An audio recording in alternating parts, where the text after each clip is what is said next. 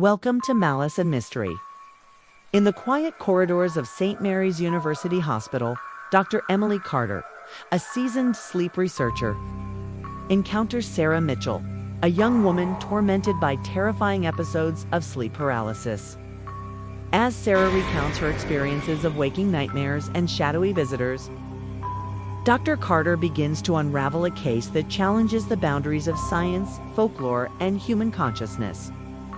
What starts as a medical mystery soon evolves into a journey that bridges ancient traditions with cutting-edge neuroscience, questioning the very nature of reality, the weight of sleeplessness. In the dimly lit corridors of St. Mary's University Hospital, Dr. Emily Carter navigated her way through the maze of medical charts and patient rooms with practiced precision. As a leading sleep researcher specializing in parasomnias, she had spent the better part of 2 decades unraveling the mysteries of human consciousness during sleep. Her office walls were adorned with degrees from prestigious institutions and framed articles documenting her groundbreaking work on REM sleep behavior disorders. Yet, despite her extensive experience, nothing could have prepared her for the peculiar case that would challenge everything she thought she knew about sleep paralysis. It was late October when Sarah Mitchell first entered Dr. Carter's consultation room.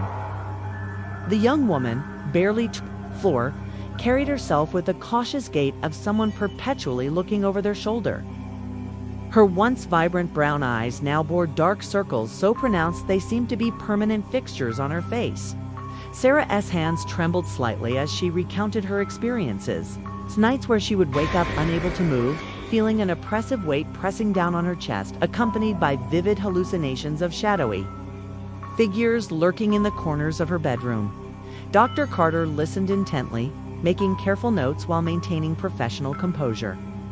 She had heard similar accounts before, but something about Sarah's description felt different. The frequency of her episodes, sometimes multiple times per night, and their increasing intensity defied the typical patterns she had observed in other patients. What particularly caught Dr. Carter's attention was Sarah's detailed account of what she called the visitors. Entities that seemed to materialize during these episodes, their presence both terrifying and strangely familiar. As Sarah spoke, Dr. Carter couldn't help but notice the subtle changes in her own breathing pattern, a physiological response she recognized from years of studying stress responses. The air in the room seemed heavier somehow, charged with an unspoken tension that transcended the usual doctor-patient dynamic. She found herself leaning forward in her chair, drawn into Sarah's narrative with an intensity that surprised even her seasoned scientific mind. The consultation lasted nearly twice as long as scheduled, with Dr. Carter asking increasingly detailed questions about Sarah's sleep environment, mental health history, and family background. When Sarah mentioned that her grandmother had experienced similar episodes, referring to them as hag attacks in their native Scottish tradition, Dr. Carter felt a shiver run down her spine, not from fear, but from the realization that this case might bridge the gap between modern sleep science and ancient folklore in ways she had never anticipated. As Sarah gathered her belongings to leave, Dr. Carter promised to review her case thoroughly and schedule follow-up appointments. But as she watched her new patient disappear down the hallway, she could unshake the feeling that this encounter marked the beginning of something extraordinary, a journey that would challenge the boundaries between scientific understanding and supernatural belief, potentially revolutionizing our comprehension of sleep paralysis and its profound impact on human consciousness. The science behind the paralysis. To fully grasp the phenomenon that Sarah described, one must understand the intricate architecture of human sleep. Normal sleep cycles consist of 4 distinct stages, 3 non-REM stages followed by REM sleep. During NREM stages, particularly stage 3 or deep sleep, the body enters a state of complete muscular atonia, essentially a temporary paralysis that prevents us from physically acting out our dreams. This natural mechanism is controlled by the brainstem, which sends inhibitory signals to motor neurons throughout the body. However, Sleep paralysis occurs when this normal process goes awry, typically during the transition between sleep stages. As Dr. Carter explained to Sarah during their second consultation, there are two primary types of sleep paralysis: hypnagogic and hypnopompic.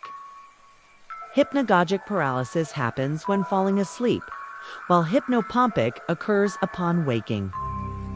In both cases, the brain becomes conscious while the body remains in rematonia, creating the terrifying sensation of being awake yet unable to move. The neurological mechanisms behind this phenomenon are complex. Recent research using advanced neuroimaging techniques has revealed that during sleep paralysis episodes, there's increased activity in the amygdala, the brain's fear center, while the prefrontal cortex, responsible for logical reasoning, shows reduced function. This combination explains why victims often experience intense fear alongside impaired ability to rationalize their situation. Dr. Carter elaborated on how various physiological factors contribute to sleep paralysis. Irregular sleep patterns, such as those caused by shift work or jet lag, can disrupt the normal sleep cycle timing. Stress, anxiety, and certain medications can also increase susceptibility by affecting neurotransmitter levels that regulate sleep-wake transitions. Interestingly, studies have shown that individuals who sleep on their backs are more likely to experience episodes, possibly due to the position's effect on respiratory function and muscle relaxation. What makes Sarah's case particularly intriguing is the vivid hallucinatory component of her experiences. These hallucinations fall into three main categories: intruder hallucinations, incubus hallucinations, and vestibular motor hallucinations. Neuroscientists believe these phenomena result from the brain's attempt to make sense of conflicting sensory amaze. As a conflicting sensory amaze, combined with the physical sensations of REM sleep. Recent advances in sleep research have identified specific genetic markers associated with increased vulnerability to sleep paralysis. Certain variations in genes regulating serotonin and dopamine systems appear to predispose individuals to more frequent and intense episodes. Environmental factors, however, play a crucial role in triggering these genetic predispositions. For instance, trauma survivors often report higher incidence rates, suggesting a possible link between PTSD and sleep paralysis vulnerability. The psychological impact of repeated sleep paralysis episodes cannot be overstated. Chronic sufferers frequently develop anticipatory anxiety about going to sleep, creating a vicious cycle where fear of experiencing another episode actually increases the likelihood of it occurring. This learned association between bedtime and terror can lead to severe insomnia and other sleep disorders, further compounding the problem. Dr. Carter shared with Sarah some fascinating findings from recent studies conducted at her university's sleep laboratory using polysomnography equipment. Researchers had documented that during sleep paralysis episodes, heart rate and blood pressure often spike dramatically, mimicking the body's fight-or-flight response. This physiological reaction, combined with the inability to move, creates an overwhelming sense of panic that many describe as feeling trapped in their own bodies. Perhaps most significant to Sarah's case was the emerging understanding of how cultural background influences the perception and interpretation of sleep paralysis experiences. While the core physiological mechanisms remain consistent across populations, the content and emotional response to hallucinations vary widely depending on cultural narratives and personal beliefs. This aspect of sleep paralysis research would prove crucial as Dr. Carter delved deeper into Sarah's unique experiences and their potential connection to her Scottish heritage. The shadow realm awakens. Sarah's journal entries, meticulously documented over 6 months, painted a chilling picture of her nightly encounters. Each entry began with the same sequence: the initial sensation of waking up, followed by the crushing weight that pinned her to the bed. But it was the descriptions of the visitors that sent shivers down Dr. Carter's spine as she reviewed the documentation during their third consultation. The entities appeared consistently humanoid, yet distorted, their features shifting like liquid mercury under moonlight. They moved with unnatural fluidity, gliding rather than walking. Their presence filling the room with an electric charge that made Sarah's skin prickle, even in her paralyzed state. The worst part isn't their appearance. Sarah had written in bold letters on November 14th, "It's the way they communicate." Not with words, but through emotions. Waves of malevolent intent that crash against my consciousness like psychic tsunamis. Dr. Carter noted how these descriptions aligned perfectly with recent neuroscientific findings about the brain's limbic system activation during sleep paralysis episodes. The amygdala's heightened activity could indeed create powerful emotional impressions without corresponding visual stimuli. What particularly fascinated Dr. Carter were Sarah's detailed observations about the visitors' behavior patterns. They seemed to follow a ritualistic sequence, first appearing at the foot of the bed, then moving to hover near her head, their distorted faces inches from hers. Sarah described feeling their cold breath on her skin, though no visible exhalation ever accompanied their presence. Most disturbingly, she reported moments where she felt her thoughts being invaded, as if these entities were probing her memories and fears with surgical precision. The journal contained sketches, rough but evocative, that Sarah managed to draw immediately after each episode.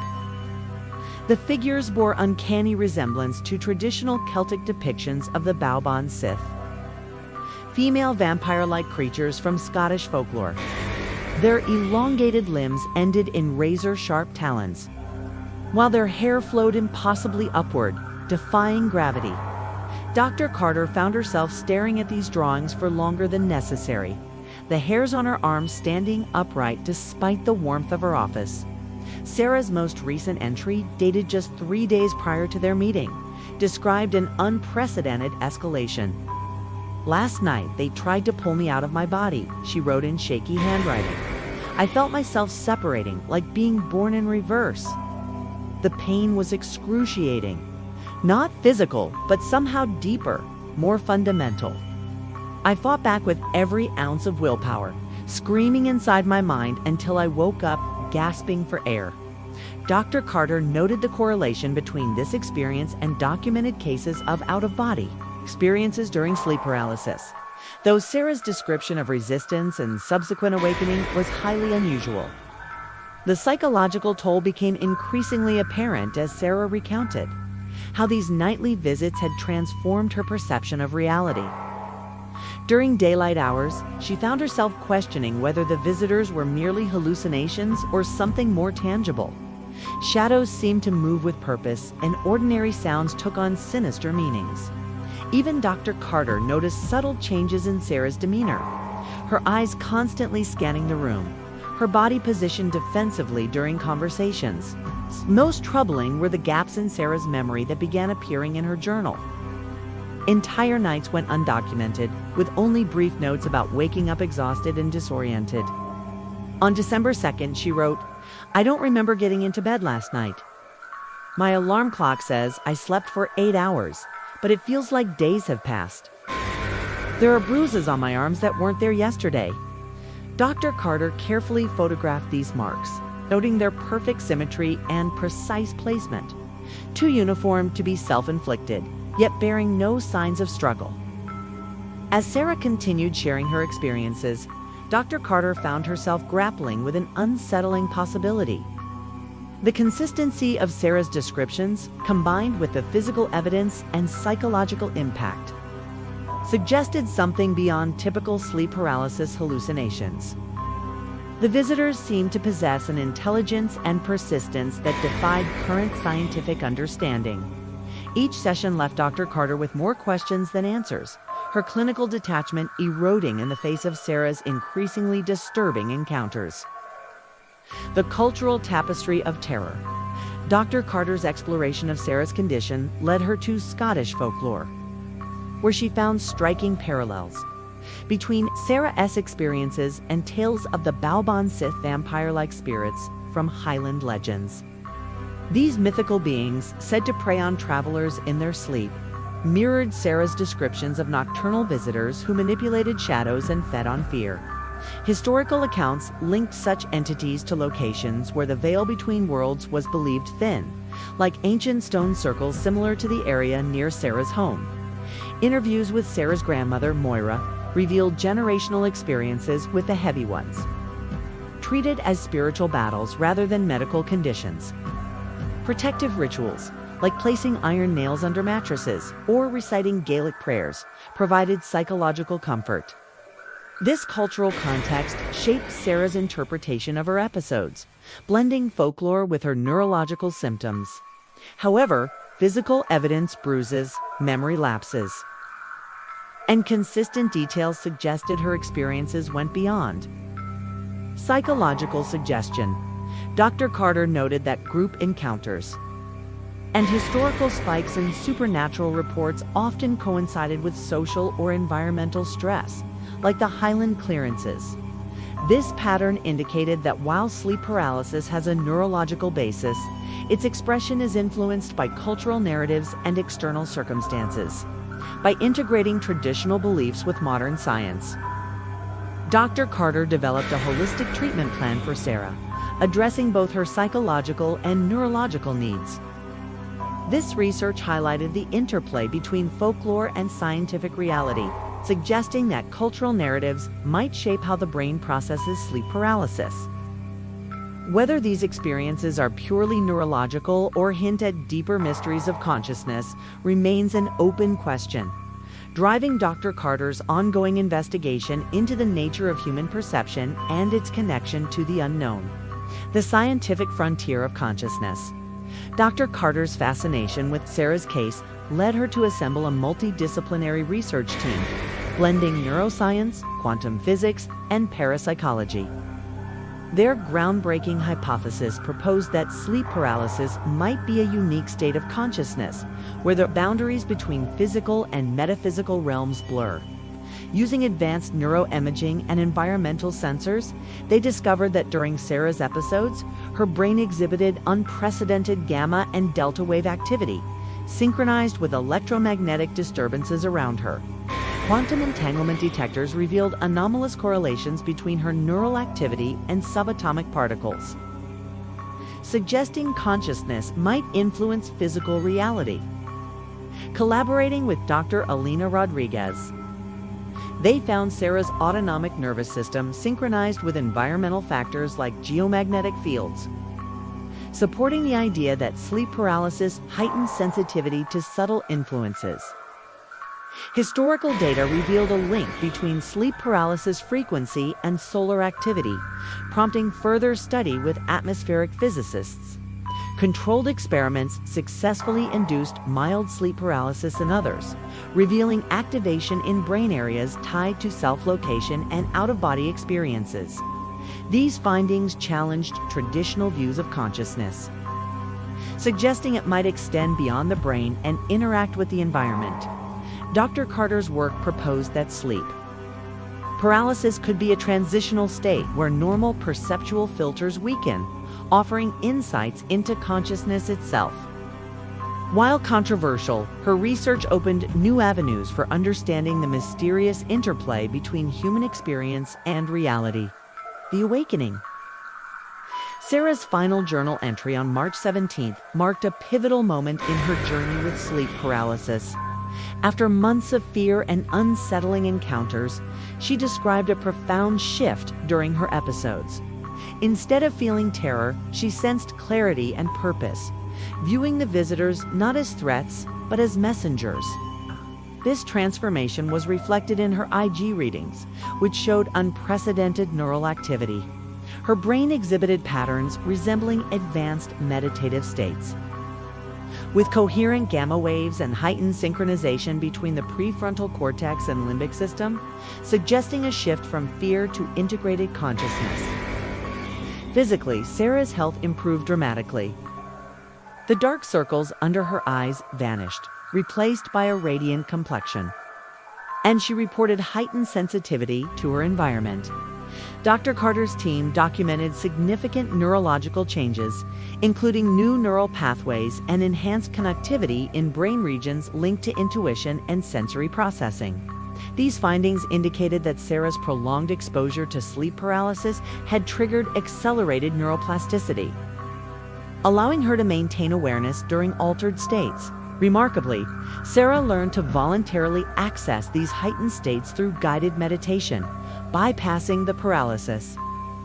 This breakthrough suggested that sleep paralysis might not be a disorder but a latent human capability. Her story inspired others with similar experiences, leading to support groups that combine mindfulness techniques with traditional rituals, fostering healing on both psychological and spiritual levels. Dr. Carter's research, culminating in her publication Beyond Paralysis, The Evolutionary Potential of Altered States, proposed a radical rethinking of sleep paralysis. She argued it could be a vestigial pathway to higher consciousness, aligning with emerging theories about human evolution encompassing both biological and consciousness-based development. Today, Sarah collaborates with Dr. Carter's Institute, helping others navigate similar transformations.